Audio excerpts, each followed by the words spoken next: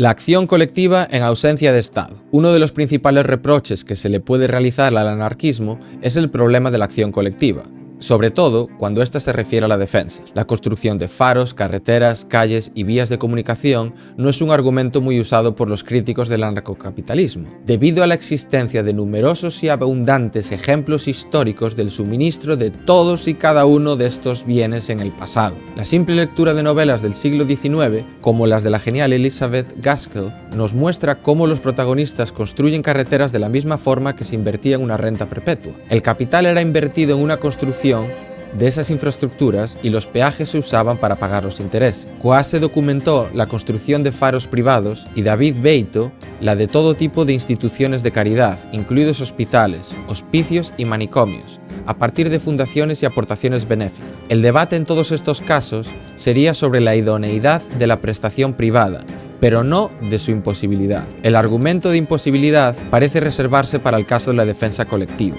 Se parte siempre de un colectivo ya previamente definido, normalmente a partir de un estado existente, lo cual ya declina la balanza en favor del crítico, y se afirma que tal colectivo en ausencia de un Estado quedaría indefenso por falta de la suficiente coordinación colectiva para plantar cara al invasor, normalmente, aunque no siempre, otro Estado de las características del nuestro. Lo que pretendo establecer en este texto es que aún en ausencia de Estado existen numerosas formas en las que un pueblo acéfalo puede establecer el suficiente grado de acción colectiva como para defenderse con posibilidades de éxito razonable, reconociendo que la sociedad anárquica no tiene por qué defenderse siempre con éxito, como tampoco la posesión de unas fuerzas armadas estatales garantiza en todo momento el éxito en la defensa. Existen innumerables ejemplos de estados derrotados por otros estados o por agresores de otro tipo, como piratas, nómadas, hordas, etc. Los estados modernos, desde su constitución como tales a mediados del siglo XVII, la fecha es arbitraria, pero la Paz de Westfalia en 1648 es el momento en el que se institucionaliza la moderna idea de soberanía. Han expropiado lentamente a la ciudadanía su capacidad autónoma de defensa, lo que con el tiempo ha dejado a esta monopolizada y centralizada por los detentadores del poder político. La principal consecuencia es que la mayoría de la población civil carece de armas y entrenamiento para defenderse por su cuenta y quedaría indefensa en manos de un agresor. Como digresión histórica y para referirnos a realidades próximas en el espacio, el historiador Brian Ward Perkins, en su libro sobre la caída de Roma, narra cómo en los tiempos de las invasiones bárbaras del siglo V, solo pueblos como los bretones o los vascos pudieron resistir con éxito las acometidas porque no habían sido expropiados de sus medios de defensa por el poder romano. ¿Cómo puede entonces un grupo de personas o una sociedad plantar cara a un agresor en ausencia de poder político centralizado? Hay varias formas, todas ellas probadas históricamente, de cómo en anarquía se pueden dar fenómenos de acción colectiva para estos menesteres. La primera, los vínculos familiares y comunitarios. La lealtad a la familia, aun a día de hoy, es algo no expropiado por completo por los estados. Históricamente, la lealtad a la familia, al clan, familia extensa, o a la tribu han significado la principal fuente de coordinación social en ausencia de poder político centralizado. Funciona normalmente por criterios de autoridad, no de poder, o por costumbres y tradiciones. Los clanes han operado durante mucho tiempo como la institución básica de defensa del grupo, y en algunos países siguen siéndolo. La rebelión triunfante de los macabeos, novela espléndida por Howard Fast en Mis gloriosos hermanos, se inició como la revuelta de un grupo de hermanos contra la dominación del imperio seleucida, al que fueron capaces de contener y arruinar con una fiera guerra de resistencia. Fue una revuelta iniciada en anarquía, no contaban con ningún estado que los coordinase, que derivó en una victoria exitosa, y los clanes pastunes de Afganistán nunca llegaron a ser derrotados por completo por ningún imperio colonial. En anarquía, las regiones pueden servir también de elemento coordinador de la defensa en ausencia de Estado. Pueblos sometidos como los polacos o los irlandeses encontraron en la religión un factor de coordinación que les permitió soportar e incluso doblegar a sus opresores. Imperios como el ruso o el británico, la religión es también una forma de cohesión social que no precisa de Estado para funcionar. Nada impide tampoco que tribus o clanes se confederen para la guerra, como lo muestran las confederaciones indias en su lucha contra el Estado agresor norteamericano. Las lealtades ideológicas o de conciencia social pueden servir también para resistir con eficacia a un agresor. Las llamadas guerras serviles en el Imperio Romano fueron revueltas comenzadas en anarquía por grupos de esclavos hartos de ser explotados por sus amos aliados con el gobierno romano. La más famosa fueron las revueltas de Espartaco o las revueltas en las minas de plata de Laurión. La conciencia común de su condición servil sirvió como aglutinante de acción colectiva para enfrentarse a un poder opresor.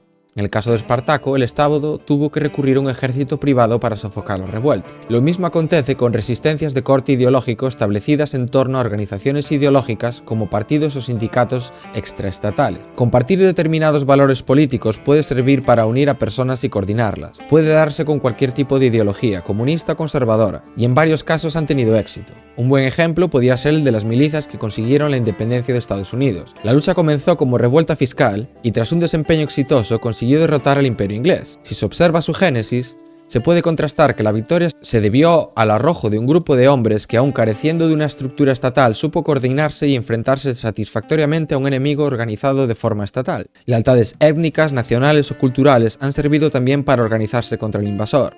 La resistencia francesa en la Segunda Guerra Mundial o las partidas guerrilleras españolas o rusas contra Napoleón podrían ser ejemplos significativos. Si bien no derrotaron ellas solas al enemigo, sí que lo obligaron a distraer tropas de otros sitios y contribuyeron a su derrota final. Al inicio de estas partidas se dio muchos casos en ausencia de un Estado, que había sido derrotado por o pasó a colaborar con el Estado enemigo. Muchos fenómenos terroristas modernos tipo Al-Qaeda, el Estado Islámico o el Irgún israelí, que logró finalizar con el mando británico en Palestina, tienen también origen en anarquía. Algunas de estas bandas son verdaderas proezas en cuanto a organización, y sus innovaciones están revolucionando la forma de hacer la guerra, pues van muy por delante de los estados que las combaten. El historiador militar Martin van Creveld, en su libro The Rise and Decline of the State, apunta a la idea de que al ser la guerra la que conforma al Estado, los cambios en la forma de hacerla conseguirán que los estados se conviertan en inútiles para la defensa. De la misma forma que las armas de los estados modernos acabaron con los castillos y los señores feudales, las nuevas formas de violencia extraestatal convertirán en una reliquia al Estado-nación contemporáneo. Por último, el dinero puede servir de coordinador de ejércitos que luchen contra agresores organizados de forma centralizada. El pago de mercenarios para defender un territorio o el soborno de los enemigos ha sido usado muchas veces con éxito. Los revoltosos holandeses carecían de estructuras estatales reconocidas y operaban de forma descentralizada en varias provincias en situación de casi anarquía. Resistieron al muy poderoso y rico imperio español del siglo XVII con la ayuda de mercenarios contratados a tal fin. Las taifas hispanas, según Pierre Guichard o Rudolf Rocker, formas políticas muy próximas a la anarquía, usaron a mercenarios como el Cid campeador para su defensa, bien contratándolos para la guerra, bien sobornándolos para que no les combatiesen.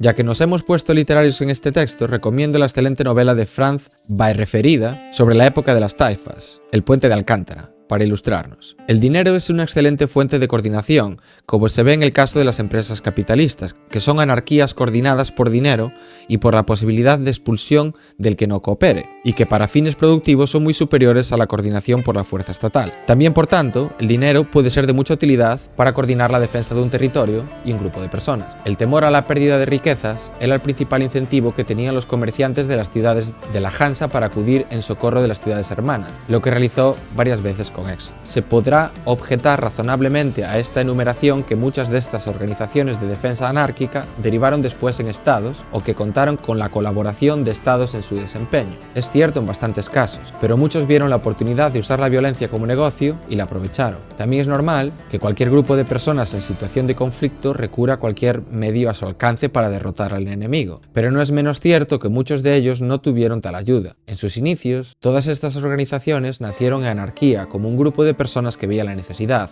real o ficticia, de combatir a un agresor supuestamente mejor estructurado, y lo hicieron muy frecuentemente con éxito. Y es que la mejor forma de organización es siempre la basada en la libre y pacífica coordinación de las personas. Todos estos colectivos nacieron de personas que decidieron iniciar de forma espontánea grupos de defensa, en ausencia de un Estado que les pudiese defender, o más aún, contra un Estado que los quería aniquilar. Son a su manera empresarios de la violencia, pero al igual que la actividad empresarial lucrativa, nacen de la cooperación de personas con un interés común.